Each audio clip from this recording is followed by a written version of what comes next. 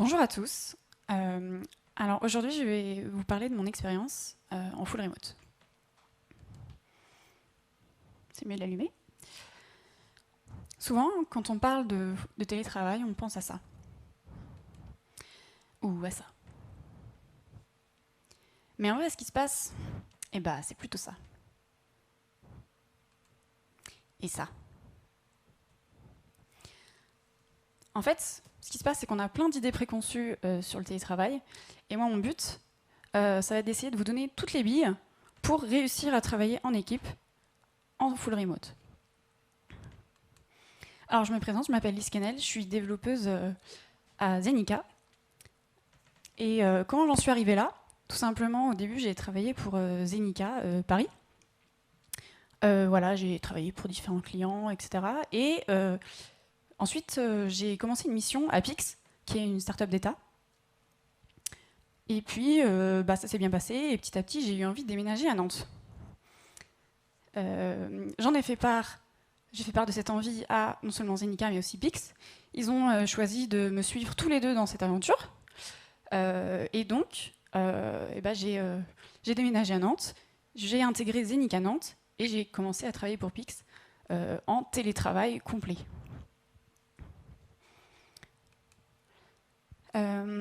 Alors, ce que je voudrais dire pour commencer, c'est que voilà, il y a plein de choses à dire.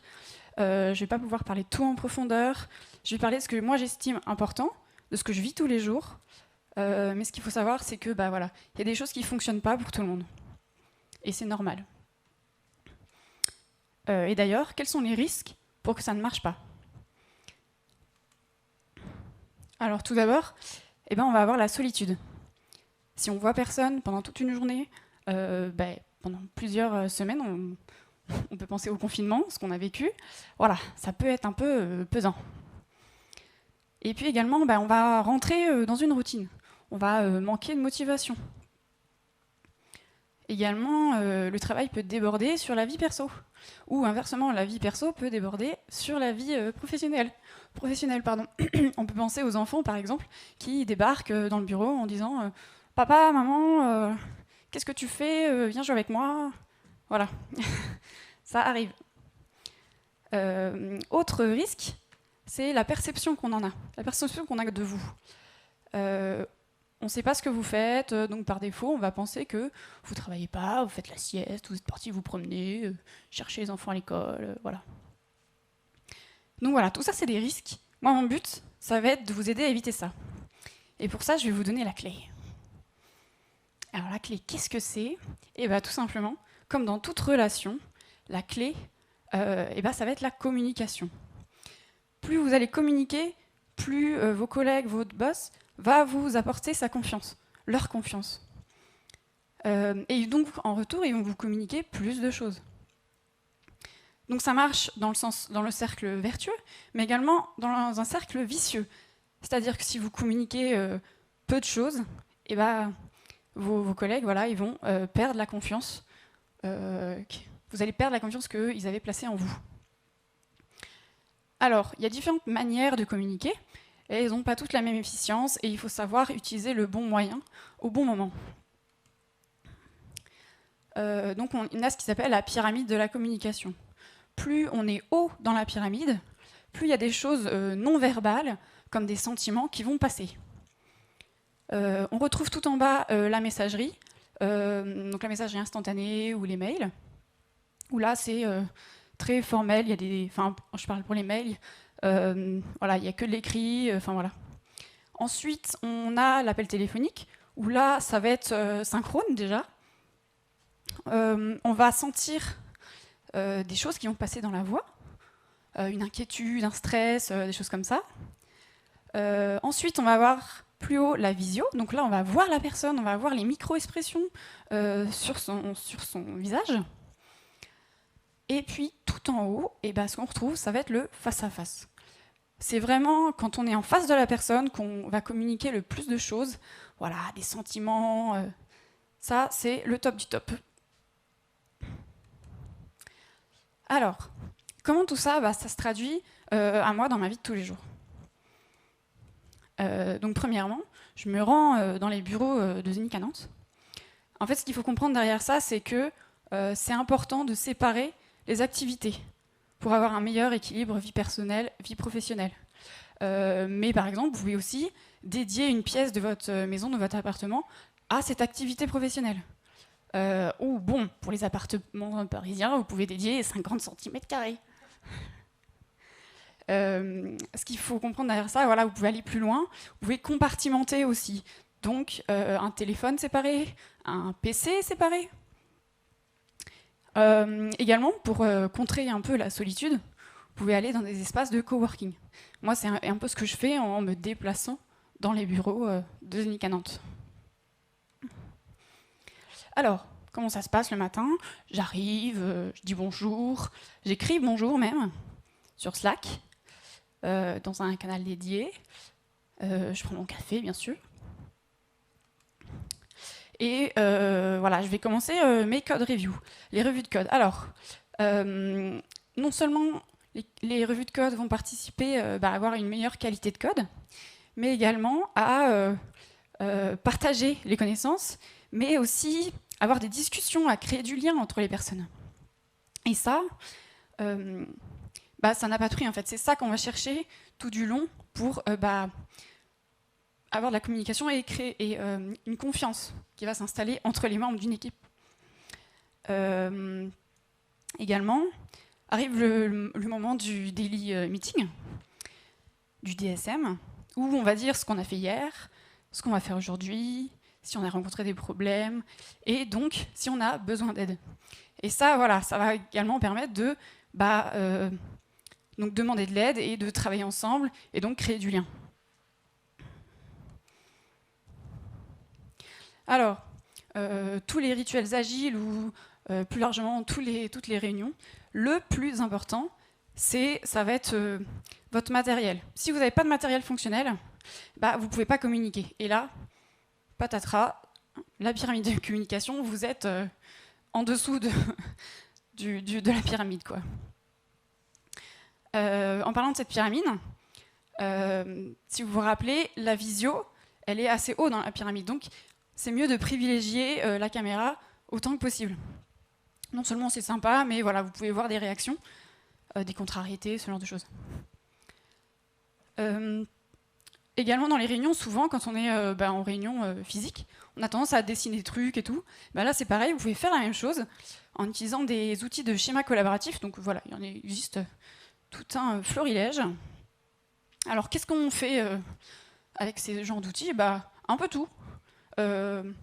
C'est comme on ferait un vrai en physique sur un tableau blanc. Et là c'est pareil. Nos rétrospectives agiles, on les fait dessus. On peut avoir des discussions sur des décisions à prendre. On peut faire des schémas explicatifs. Voilà, c'est très large. Ensuite arrive le moment où je vais développer. Et c'est très important, notamment de pair programmer. Tout simplement parce que pour pas être seul à longueur de journée, en pair programmant, vous allez discuter dans la journée. Donc il y a plusieurs outils qui permettent de faire ça. Des outils de partage d'écran, partage de terminal ou partage de code. Arrive la fin de journée, vous allez dire au revoir et par exemple dire comment s'est passée cette journée. Parce que forcément, comme vous ne voyez pas la personne, vous pouvez imaginer si une réunion par exemple s'est mal passée, vous allez extrapoler et penser que voilà, ça va pas bien entre vous, la relation ne passe pas, alors qu'en fait finalement il a juste mal dormi cette nuit, quoi.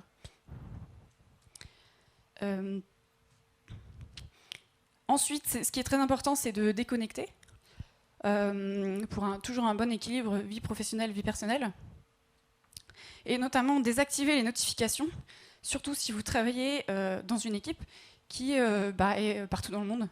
Et donc là, eux, les horaires sont pas finis, les horaires de travail sont pas finis, donc voilà. Ok, donc là, on a fini la journée. Est-ce qu'on n'oublie pas un truc?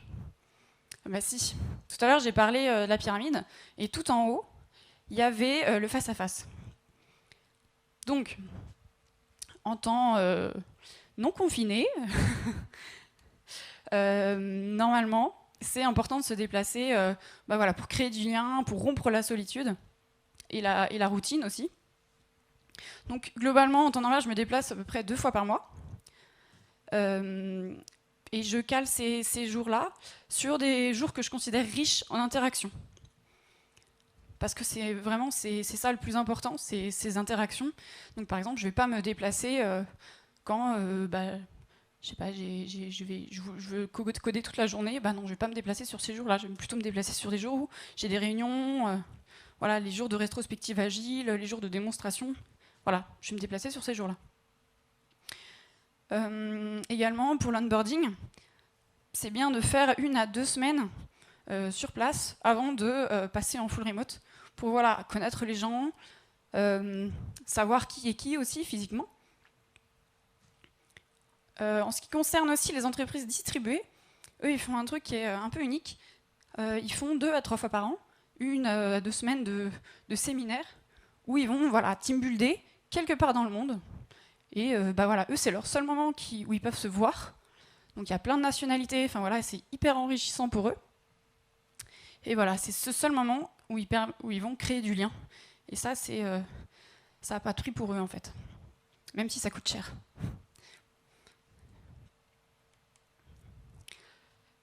Pour finir, le plus important, c'est d'avoir envie que ça marche. C'est d'être investi, de faire l'effort. Si il y a 2 équipes, une équipe qui est en full remote, une équipe qui est sur place, il faut vraiment que ce soit les 2 qui fassent l'effort, et pas juste l'équipe qui est en full remote. C'est vraiment un effort double. Il ne faut pas hésiter à surcommuniquer. On ne pourra jamais vous le reprocher. Si vous avez fait une documentation, communiquez-le, ça sera utile à quelqu'un. Et puis, s'il a des questions, c'est vers vous qu'il ira. Donc voilà, vous allez avoir du lien aussi avec cette personne. Comme j'ai dit, voilà, il y a des choses qui fonctionnent pour les uns et qui ne fonctionnent pas pour les autres. C'est normal, il n'y a pas de formule magique. Le mieux, en fait, c'est de tester des trucs et d'itérer sur les solutions. Comme partout, voilà, j'ai essayé de mettre en place des choses. Il y a des choses qui n'ont pas très bien marché. C'est OK. Itérer, trouver d'autres choses, voilà. En ce qui me concerne, le full remote, ça m'a permis d'avoir l'environnement que je souhaitais, tout en gardant l'équipe et le projet qui me plaisait. Et en ce qui concerne Pix, donc l'entreprise dans laquelle je suis en full remote, lui, c'est un avantage parce que en fait, ses collaborateurs sont plus heureux et donc plus impliqués dans le projet. Globalement, je pense dire, tu me corrigeras Estelle, mais que c'est une expérimentation réussie. Voilà, j'en ai maintenant terminé. Est-ce que vous avez des questions ?